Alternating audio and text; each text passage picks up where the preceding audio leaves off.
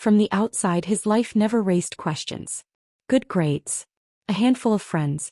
Late nights spent gaming and laughing over cheap snacks. Nothing remarkable. Nothing alarming. But beneath that calm surface lived a quiet discomfort he could never quite name. Adrian didn't despise being a boy. That wasn't it. He simply never felt settled inside the role. Conversations about engines and stats and proving toughness skimmed past him like dialogue in a play he hadn't auditioned for. He mimicked the lines well enough. He laughed at the right moments. He performed. What he never admitted, even to himself, was how much he loved color. Texture. The language of clothing. The way fabric could say what a voice couldn't. The way presentation could feel like truth. Whenever he drifted too close to that thought, fear slammed the door shut. So he buried it. Until the night the ground vanished beneath him. It happened on a street he'd walked 100 times. A convenience store receipt still crumpled in his pocket. Streetlights humming. Air cool and ordinary. A violent flash of pain. The world splitting sideways. Hands. Concrete rushing up. Darkness. When he woke, the air smelled sterile. Not like a hospital, like something colder. Intentional. His wrists were bound. The room windowless. One flickering light. Bare walls. Footsteps approached, slow and unhurried. A figure entered, dressed entirely in black, face hidden behind a smooth mask. Not a person so much as a presence. "You're awake," the voice said, flat, distorted.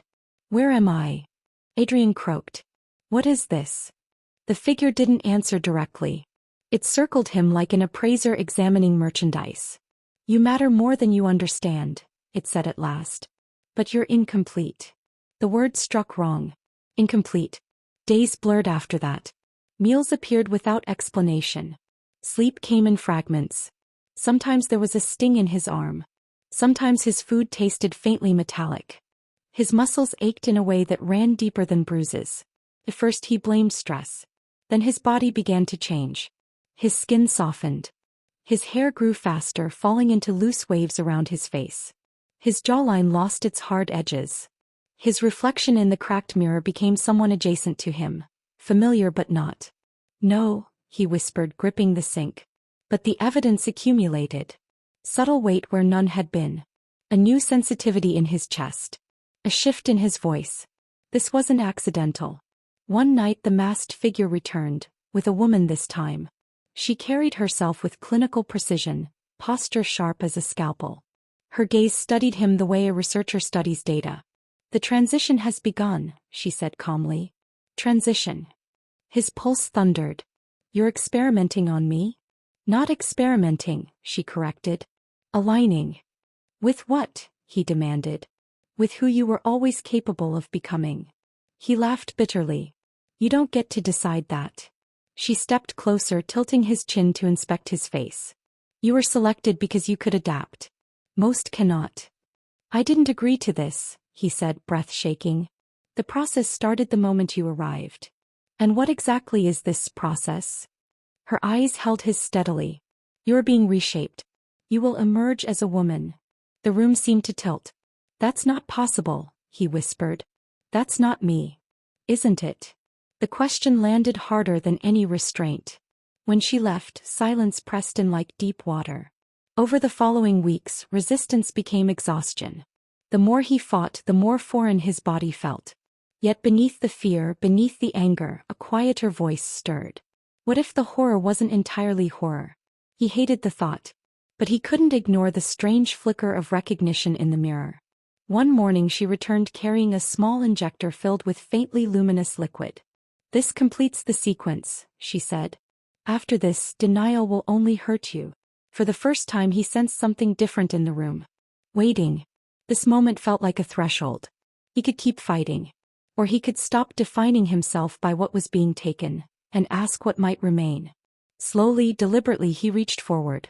Not for them. For himself. When the injection entered his bloodstream, the sensation wasn't violent. It was warm. Expansive. As if something long locked away had been given permission to breathe. He collapsed to his knees, tears blurring his vision. Not from pain but from the unraveling of an internal war. The greatest resistance had never been against them. It had been against himself. When he finally stilled, something settled inside him. Not joy. Not certainty. But acceptance of movement. "What happens now?" he asked quietly, noticing the softness in his altered voice. "Now," she said, "you decide how to live. There would be no undoing this. No return. But there could be authorship." When he stepped through the open doorway, he did not feel victorious. He felt honest. Weeks later, Adrian chose a new name. Elena. It wasn't instant. It wasn't effortless. It was intentional. She found work in a boutique filled with fabrics she once admired from afar. She learned the cadence of her new body, the weight and balance of it. Some people turned away. Some reacted with anger. A few stayed. Those few were enough. At night, she stood before the mirror, not searching for what had been lost, but observing what was unfolding. The sense of impersonation faded, replaced by a steadier presence. Her past remained part of her, but it no longer confined her. One evening, tea warming her palms as city lights flickered beyond the window, Elena understood something that once would have terrified her. Identity is not something stolen. It is something shaped. Sometimes painfully, sometimes unexpectedly, but shaped nonetheless. The road ahead was uncertain. For the first time it felt like hers. One evening a couple of months back, I decided to wear a new pink pair beneath my gym shorts. It felt mischievous in the best way, like I was carrying a private spark of confidence no one else knew about. The gym was packed, as it usually is on Thursdays, and that secret made my workout feel different somehow. The fit was perfect. Comfortable, flattering, and surprisingly empowering. After half an hour on the bike, 20 minutes on the treadmill, and a lightweight session, I was completely drenched in sweat. The busy atmosphere, especially with so many men around, added an undercurrent of nervous excitement. When I finally made my way to the locker room, I waited for a quiet moment before changing. I slipped off my shorts, the bright pink fabric now fully visible, and paused for just a second, admiring how it looked. That's when I heard footsteps. Jordan, someone I'd seen around but never spoken to, rounded the corner at exactly the wrong time. He caught a glimpse as I hurried to pull on my jeans. My face burned. "Hey," I muttered, barely audible. He didn't react the way I expected. Instead of awkwardness or teasing, he simply said, "Those are cute." I froze, mortified. "Thanks," I mumbled, crouching down to tie my shoes, hoping he'd take the hint and move along. He didn't. "It's really not a big deal," he added casually. "Everyone likes feeling good in what they wear. I think it's kind of charming." His calm confidence completely disarmed me. I apologized, explaining it was something I usually kept private. He assured me he wouldn't mention it to anyone and asked a few curious but respectful questions. Flustered, I made an excuse about running late and slipped out as quickly as I could. In my car, heart pounding, embarrassment slowly transformed into something else. Excitement. I couldn't stop replaying the moment. By the time I got home, I felt charged with energy. I even put on another new pair I'd been saving, just to relive that quiet thrill.